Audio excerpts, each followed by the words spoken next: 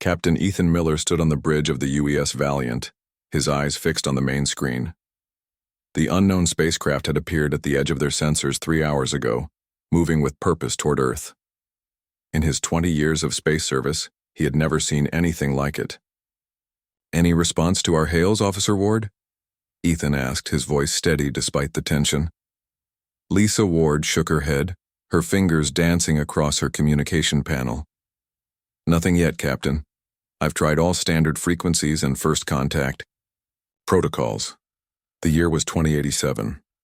Humanity had spread to Mars and the Moon, building colonies and research stations, but they had never encountered intelligent alien life. Until today.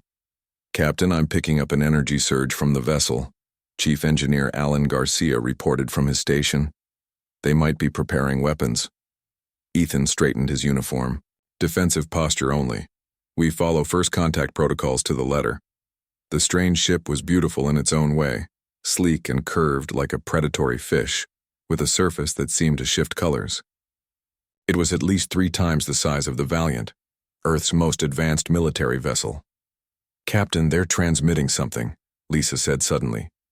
"It's mathematical sequences, prime numbers, then what looks like basic equations." "A universal greeting," said Lieutenant Susan Brooks, the ship's xenobiologist. She had joined Ethan at the main view screen, her eyes wide with wonder. "Just like we planned to use." "Send our response sequence," Ethan ordered, "and alert Earth Defense Command that we've made contact." The next 6 hours were a blur of activity as the 2 ships established basic communication. The aliens called themselves the Zarkai, and they requested permission to send a delegation to the Valiant. "I don't like it," said Alan, crossing his arms. "We know nothing about them." "Which is why we need this meeting," Susan countered. "Think about it. First, contact with an alien species. This changes everything we know about life in the universe." Ethan made his decision. "Prepare the conference room, full security protocols, and Susan, you're with me." When the Zarkai shuttle docked with the Valiant, Ethan was surprised by the aliens' appearance. They stood nearly 7 feet tall with powerful muscular bodies covered in scales that ranged from deep green to copper. Their heads resembled Earth reptiles, with prominent ridges and amber eyes with vertical pupils. They moved with a grace that seemed impossible for their size. The leader introduced himself as Speaker Dexvol. His voice was deep, with an odd clicking undertone that the translation software struggled with.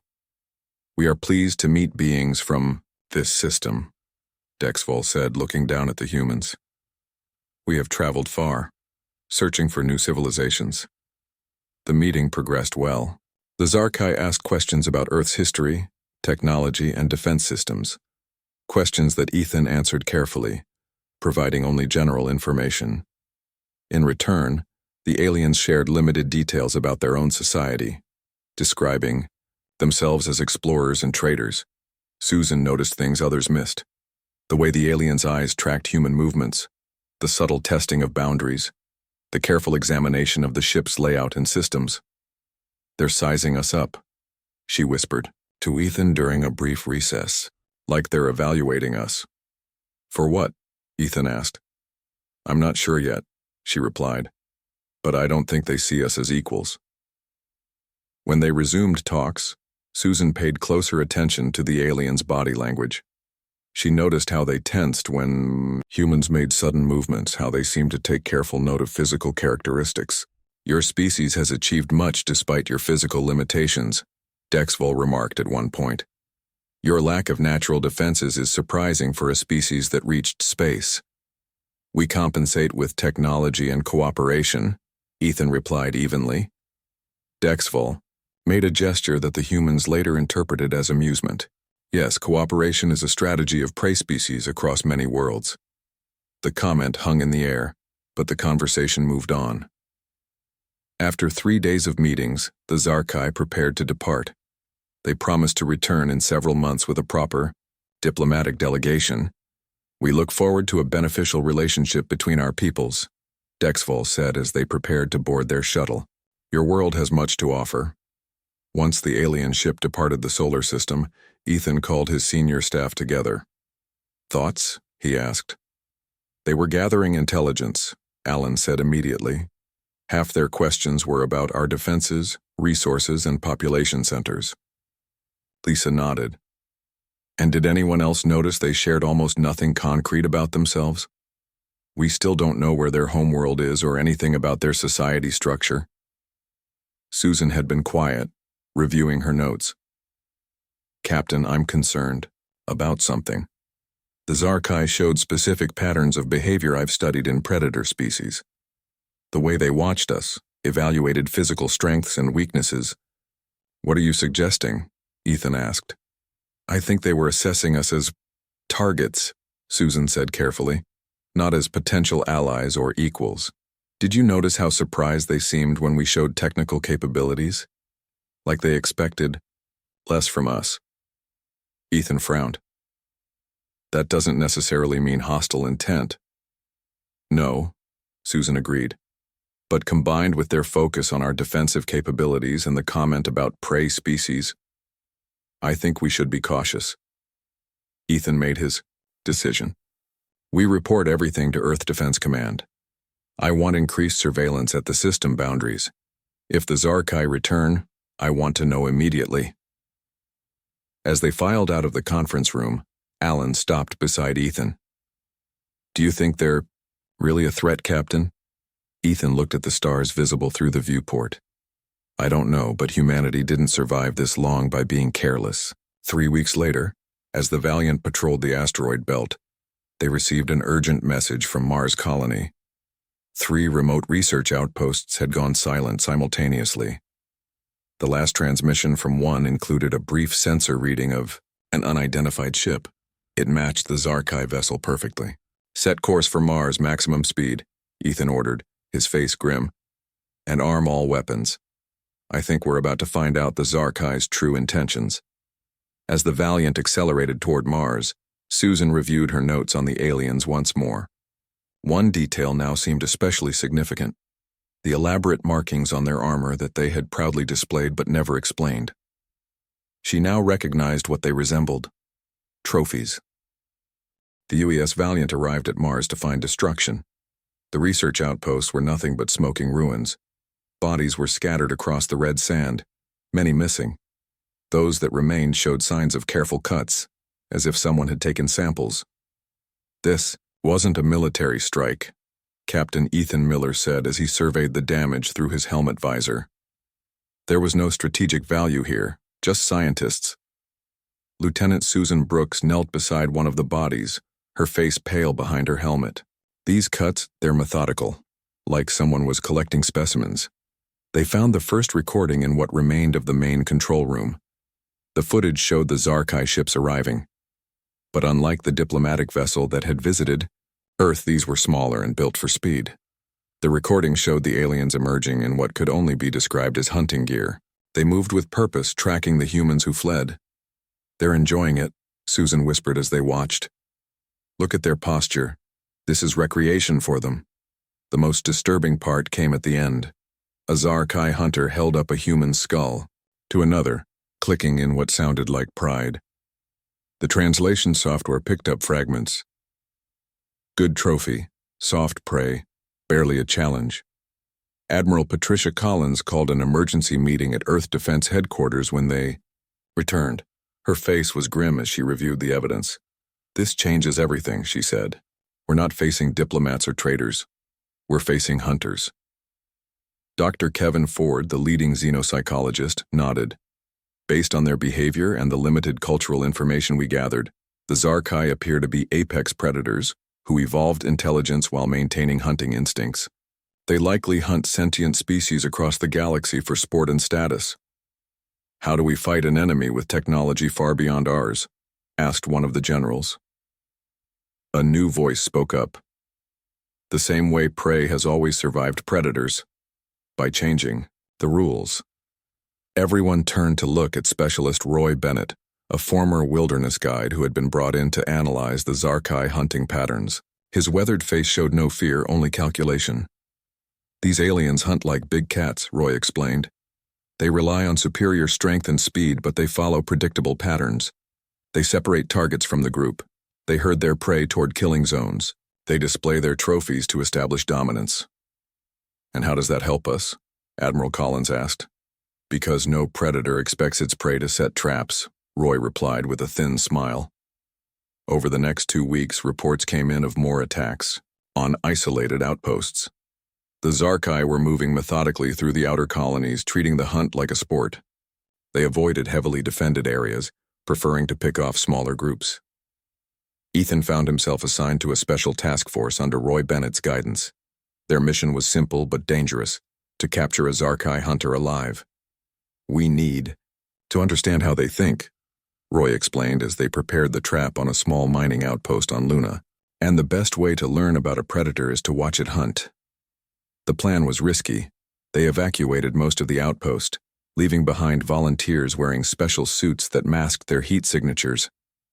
The outpost was rigged with hidden cameras and non-lethal traps designed to separate a hunter from its pack.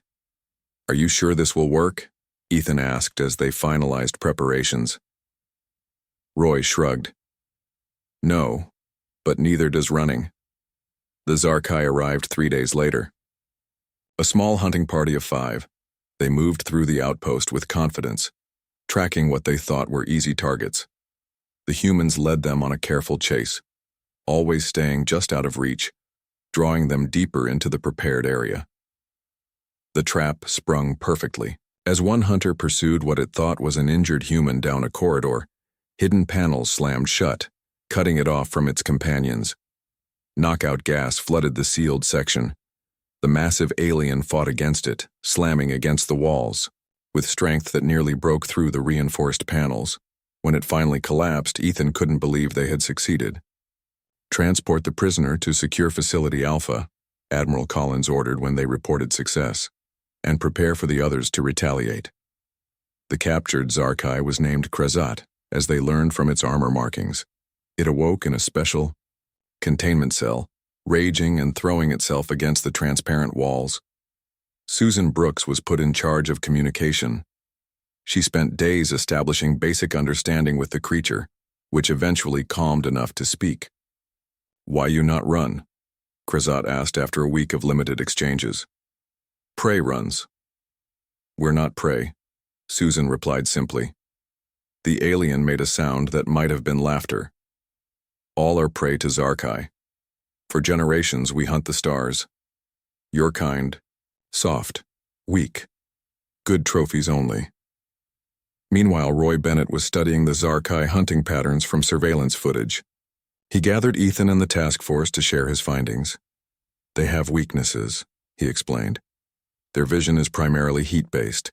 They have poor low-light vision without their helmets. And they're overconfident. They don't expect resistance. Dr. Nicole Wright, a weapons developer, had been working on countermeasures. We've created suits that mask heat signatures completely, and these sonic emitters disrupt their helmet sensors. For the first time, Ethan felt a glimmer of hope. So, we can hide from them. More than that, Roy said, we can hunt them. The first counterattack was small but significant. A Zarkai hunting party targeting a research station on Europa found themselves being stalked instead. Humans in heat-masking suits followed them silently, using the icy terrain to their advantage. When the aliens separated, as was their habit, the humans struck. 3 Zarkai never returned to their ship. 2 were captured. 1 was killed when it nearly broke through its restraints. The response was swift. A larger Zarkai vessel appeared in the outer solar system, its design clearly military. The message it broadcast was simple and translated easily. Return our hunters, or face extinction. Admiral Collins gathered her commanders. They didn't. Expect resistance, she said. Now they're angry, but they've also revealed something important. They value their hunters enough to come for them. What's our next move? Ethan asked. Collins looked at the tactical display showing the approaching Zarkai vessel. We give them exactly what they expect, frightened prey running for safety. She smiled grimly. And then we spring the trap. Back in the containment facility, Krezat watched Susan with new interest. Your kind fights differently, the alien observed. Not like other prey. We told you. Susan replied. We're not prey. For the first time, the alien seemed uncertain. What are you then? Susan leaned closer to the transparent wall. We're what happens when the hunted learn to hunt back. The trap for the Zarkai warship was set near Jupiter. Earth vessels pretended to flee in panic, drawing the alien hunters deeper into the gas giant's radiation belts. The massive planet's storms and magnetic fields would disrupt the aliens' sensors, an advantage the humans desperately needed. They're following exactly as predicted, Captain Ethan Miller reported from the bridge of the UES Valiant. His ship was hidden in the shadow of one of Jupiter's smaller moons, waiting. Admiral Collins's voice came through the comm system. All ships hold positions. Let them commit fully before we spring the trap. Major Frank Carter checked his gear. One final time. His Special Forces team was packed into dropships ready to launch as soon as the Zarkai vessel was disabled. They wore the new stealth suits developed by Dr. Nicole Wright, black bodysuits that completely masked body heat and disrupted the aliens' sensors. Remember, Frank told his team, these aren't soldiers, they're hunters. They expect fear. They expect running. They don't expect us to fight back. On the main Earth defense station, Susan Brooks continued her work with the captured Zarkai, Krazat. Over the weeks, the alien had grown less hostile, even curious about the humans. Your world has many biomes, Krazat observed, looking at images Susan had shown him. Good hunting grounds. Is that all you see when you look at other worlds? Places to hunt? Susan asked. Krazat's head tilted in confusion. What else is there? The hunt brings honor. Trophies bring status. This is the way of all predator species. And what happens to species that fight back? The alien made a dismissive gesture. None fight for long. The high hunt always prevails. Susan leaned forward. Tell me about the high hunt. For the first time, she saw what might have been respect in the alien's eyes. The greatest hunters of our kind. They have never failed to bring down prey, no matter how difficult. Out near Jupiter, the Zarkai warship moved exactly where Earth forces wanted it. The aliens, overconfident in their technology and hunting skills, never suspected they were being manipulated. Now, Admiral Collins ordered. Dozens of hidden Earth ships powered up simultaneously, launching specialized EMP weapons designed based on the captured Zarkai technology. The alien vessels' shields flickered as the weapons hit. They weren't completely disabled, but they were weakened. Launch boarding parties, Ethan ordered from the Valiant. Major Carter's team blasted out from their hiding spots, their small craft barely registering on sensors. They attached to the Zarkai hull at predetermined points and began cutting their way in. Frank led his team through the alien corridors, moving with practiced silence. The Zarkai inside were confused, their hunting instincts telling them to search for heat signatures that the human suits completely masked. Like hunting in the dark, one of Frank's soldiers whispered. They reached the ship's control center, with minimal resistance. The Zarkai commander, a massive specimen with elaborate trophy markings covering his armor, roared in fury when the humans appeared seemingly from nowhere. Impossible, he bellowed in his own language, which the humans' translation devices interpreted. Prey does not hunt. Frank didn't waste time talking. His team deployed the devices Dr. Wright had developed, sensory disruptors that overwhelmed the Zarkai's sensitive vision systems. The aliens clutched at their heads in pain as the humans quickly secured the bridge. Back on Earth, the news of the successful capture of an entire Zarkai warship spread quickly. It was the first major victory, proof that humanity could fight. Back Susan brought the news to Krazat. We've captured one of your ships, she told him. A full hunting vessel with 37 of your kind. The alien stared at her in disbelief. This cannot be. We found your ship's records, Susan continued. We know about the other species you hunt, the civilizations you've destroyed for sport. For the first time, Krazat seemed unsettled. The high hunt will come. They will not allow this insult. We're counting on it, Susan replied. The captured warship provided invaluable information. Chief Engineer Alan Garcia spent days studying the alien technology, finding ways to adapt it for human use. Their sensor systems are amazing, he told Ethan as they walked through the captured vessel. But they have blind spots. They evolved as ambush hunters, so they focus on detecting movement and heat. Static objects barely register. Dr. Nicole Wright had already begun incorporating these weaknesses into new weapons and defenses. We can use decoys that emit heat signatures to draw them away from real targets, she explained during a briefing. And their ships have vulnerability to certain radiation frequencies we can exploit. Admiral Collins listened to all this with growing confidence. For the first time, we have a real chance. But their advantage didn't last long.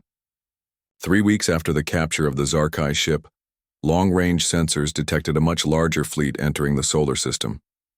7 vessels, the sensor operator reported. Biggest one is nearly a mile long. Susan recognized the implications. Oh.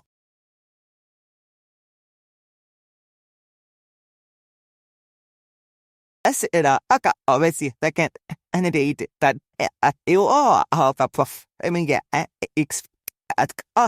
work hot in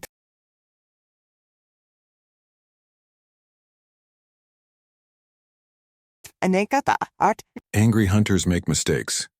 Ethan looked at the tactical display with a grim expression. We need to be ready. They'll hit us with everything they have. Admiral Collins called for an emergency meeting of all Earth Defense Forces. Representatives from every colony and outpost attended, many still grieving losses from the earlier Zarkai attacks. The aliens are coming in force, she told them, but this time we're ready. We know how they think, how they hunt, and we've prepared our own hunting grounds. The plan was daring. Instead of trying to defend every outpost and colony, they would evacuate the most vulnerable and set traps. Earth's major military forces would appear to be defending the main worlds, Earth, Mars, and the largest moon colonies, while smaller specialized teams prepared ambushes throughout the system. As the meeting concluded, Ethan found himself assigned to one of the most dangerous missions.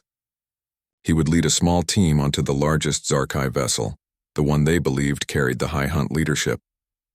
Your objective is their commander, Admiral Collins told him. Cut off the head, and the body will fall. Susan approached Ethan before he left. I've learned something important from Krazat, she said. The Zarkai have never, in their entire history, been hunted themselves. They don't know what it feels like to be prey. Ethan nodded grimly. It's time they learned. As Earth prepared for the coming battle, Krazat watched the humans with growing fascination.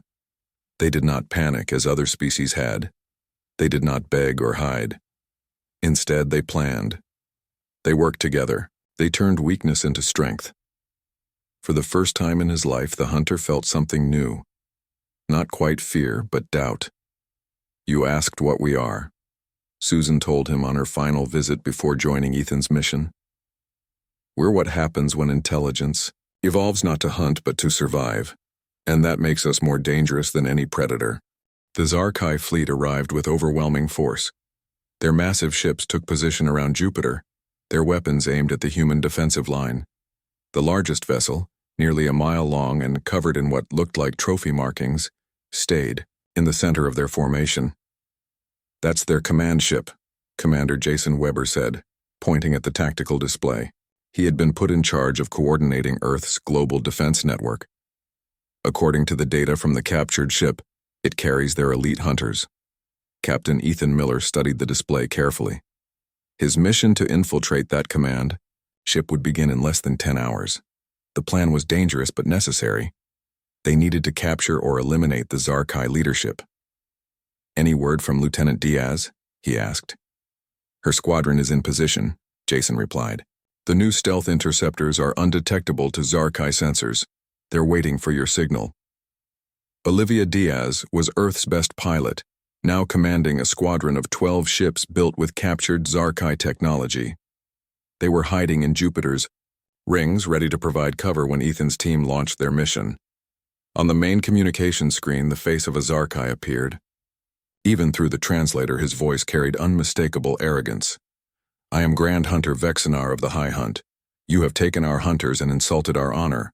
Surrender now, and your deaths will be quick. Resist, and we will hunt every human to extinction. Admiral Collins stood before the camera, her face showing no fear. This is Admiral Patricia Collins of Earth Defense Force. We do not recognize your right to hunt sentient beings. Leave our system now, or face the consequences. Vexnar made a sound that the translator identified as laughter. Consequences? You are prey. Prey does not threaten hunters. The communication ended abruptly. Within minutes, the Zarkai launched their attack. Dozens of smaller hunting vessels streamed toward Mars and the moon colonies. They're following the pattern, Roy Bennett observed from the command center, targeting what they think are weaker outposts first. What the Zarkai didn't know was that most of those outposts had been evacuated. In their place were automated defenses and traps designed specifically for the alien hunters. On Mars, the first hunting party landed near what appeared to be an active research station. They moved with confidence, expecting easy kills. Instead, they found empty buildings. When they entered the main structure, hidden sensors tracked their movements. Trap 1 activated, a technician reported to Jason.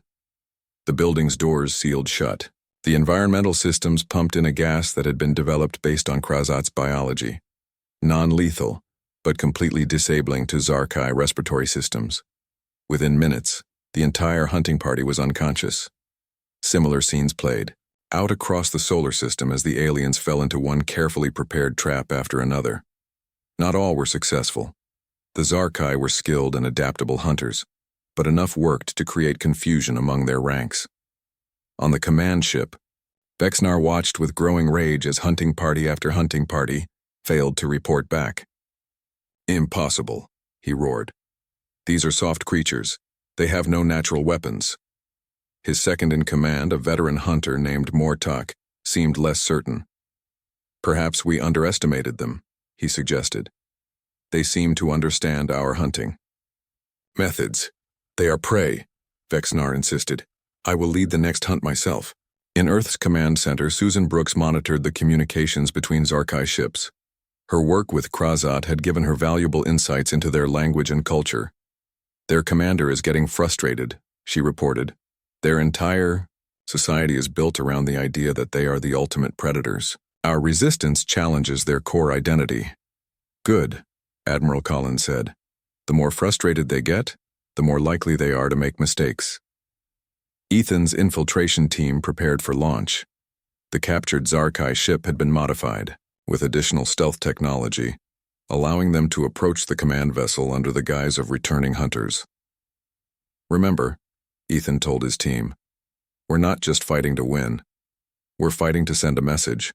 They need to understand that humans are not easy prey. As they boarded their ship, Susan approached Ethan. I'm coming with you, she said. You'll need someone who understands their language and customs if we're going to navigate their ship. Ethan wanted to refuse, but he knew she was right. Her knowledge could make the difference between success and failure. The battle in space intensified. The main Zarkai fleet engaged Earth's defensive line near Jupiter. Human ships, though technically inferior, used the gas giant's radiation belts and numerous moons to their advantage, appearing and disappearing from sensors, striking and retreating before the aliens could respond effectively. Lieutenant Olivia Diaz led her squadron in daring attacks against the Zarkai ship engines. Her pilots flew with a skill the aliens had never encountered, their maneuvers unpredictable and effective. These humans do not fly like prey, one Zarkai captain reported to Vexnar. They fly like predators. Nonsense, Vexnar replied, but doubt had begun to creep into his voice. Ethan's team successfully docked with the command ship during a particularly intense exchange of fire. They boarded wearing the heat-masking suits that made them nearly invisible to Zarkai sensors.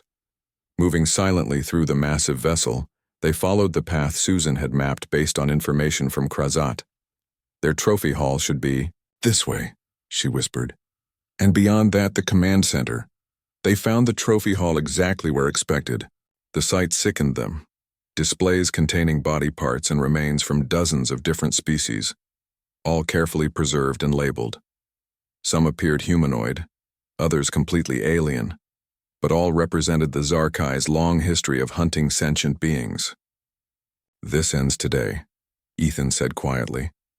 They planted explosive devices throughout the trophy hall, not to destroy the ship, but to create a diversion. When detonated, they would draw the ship's security forces away from the command center. Our plan worked perfectly. As alarms blared and Zarkai warriors rushed to protect their precious trophies, Ethan's team slipped into the command center. They found Vexnar there, roaring orders as reports of failures continued to pour in from his hunting parties. The Grand Hunter turned in shock as the humans decloaked, their weapons aimed directly at him. For perhaps the first time in his life, the mighty Zarkai experienced a new sensation: fear. "Impossible," he growled. "How did prey enter my ship?" Susan stepped forward, speaking in the Zarkai language. "We are not prey," she said simply. "We never were." In that moment, as his crew was subdued and his ship was effectively captured, Vexnar finally understood. The humans hadn't just resisted, they had turned his own tactics against him. They had studied the predator, learned its weaknesses, and become more effective hunters than the Zarkai themselves. The moment the aliens discovered humans were the hunters, not the prey, everything changed. With Grand Hunter Vexnar captured and his command ship under human control, the tide of battle shifted dramatically. Admiral Collins wasted no time in using this advantage. "Broadcast on all Zarkai frequencies," she ordered from Earth Command. "Show them their leader." Throughout the solar system, the hunting parties and remaining Zarkai ships received the same transmission. Their mighty Grand Hunter, bound and detained by what they had considered mere prey. The effect was immediate. Some hunting parties retreated, in confusion. Others fought with renewed desperation. On the captured command ship, Ethan Miller and Susan Brooks secured their high-value prisoner. Vexnar had stopped roaring threats and now watched the humans with calculating eyes. "What will you do now?" he asked finally. "Take trophies from me as I would have from you?" Susan shook her head. "That's not our way." "Then you are weak," Vexnar said, but without conviction. "No," Ethan replied. "We're different. We don't need to kill to prove our worth." Across the solar system, Lieutenant Olivia Diaz led her fighter squadron in precision strikes against the remaining Zarkai vessels. With their command structure in disarray, the alien ships could not coordinate effectively. One by one, they were disabled or forced to retreat. In Earth Command, Admiral Collins received a transmission from one of the Zarkai sub-commanders. "This is Hunt Leader Drez Kor. What are your terms?" For the first time since the conflict began, Collins allowed herself a small smile. "Unconditional withdrawal from our system, return of any human captives, and a binding agreement never to hunt our kind again." Drez Kor seemed reluctant. "And our Grand Hunter?" "Will be returned once terms are met and agreements signed." The Battle of Jupiter, as it would later be called, ended not with the extinction of either species, but with the first real communication between them. As the Zarkai fleet retreated to the edges of the solar system, humans began the work of securing their hard-won peace. Susan spent hours with Vexnar explaining human history and philosophy. To her surprise, the Grand Hunter listened. "Your kind evolved differently than ours," he acknowledged after several days. "We evolved from pack hunters who dominated through strength. You evolved through adaptation and cooperation." "Both paths led to intelligence," Susan pointed out, "but they led to very different values." Krazat, the first captured hunter, was brought to the command ship to speak with Vexnar. Their conversation was long and heated, with Krazat describing all he had learned about humans. "They protect the weak," Krazat told his leader. "Yet this makes them stronger as a group. It is a different kind of strength than we understand." As negotiations continued, Earth received disturbing information from the captured Zarkai databases. The aliens had hunted countless species across the galaxy, some to extinction. Many others remained in various states of subjugation, preserved as living hunting grounds. Admiral Collins called an emergency meeting with her senior staff. "We can't just defend ourselves and call it a day," she said, showing images of worlds where other sentient species lived in constant terror of Zarkai hunting parties. "Not when we know what's happening out there." Ethan studied the data with growing determination. We have their technology now. We could help these other species. The decision was not easy, nor was it unanimous. Many felt humanity should focus on rebuilding and strengthening defenses. Others argued they had a moral obligation to help. In the end, Admiral Collins made the call. We'll form a special task force, volunteer basis only. Their mission will be to reach out to these other species and teach them how to resist. Ethan immediately volunteered to lead the mission. Susan joined as well, along with Roy Bennett and Frank Carter. The UES Valiant would be their ship, now upgraded with Zarkai technology. Before they departed, they had one final meeting with Vexnar. The Grand Hunter had been allowed to study human history during his captivity, and it had affected him deeply. Your kind has fought itself for most of your history, he observed. Yet you stopped to unite against us. Why? Because we recognized a greater threat, Ethan explained, and because despite our differences, we're all human. And now you will help our other prey species? Vexnar asked, his tone unreadable. They're not prey, Susan corrected. They're people like us. Different forms, different worlds, but people with the right to live without fear. Something shifted in Vexnar's eyes. Our council will not accept this easily. Hunting is the foundation of our society. Then your society needs a new foundation, Ethan said, or eventually you'll hunt yourselves to extinction. Either your prey will get better at fighting back, or you'll run out of worlds to hunt. As part of the peace agreement, Vexnar was returned to his people. The Zarkai fleet departed the solar system, but not before their Grand Hunter made a surprising request. He asked to remain in contact with humans, to continue learning from them. 1 year later, the UES Valiant approached a distant world where, according to Zarkai records, a species called the Nethari lived in primitive conditions, regularly culled by hunting parties. Scans showed a Zarkai ship already in orbit. Battle stations? Lieutenant Ward asked from her communications console. Not yet, Ethan replied. Something's odd about their positioning. They're not in a hunting formation. A transmission came through. The face that appeared on screen shocked everyone on the bridge. It was Vexnar. Captain Miller, we wondered when you would arrive. What are you doing here, Vexnar? Ethan demanded. The former Grand Hunter's expression was solemn. Learning a new way. We have made contact with the Nethari as equals, not hunters.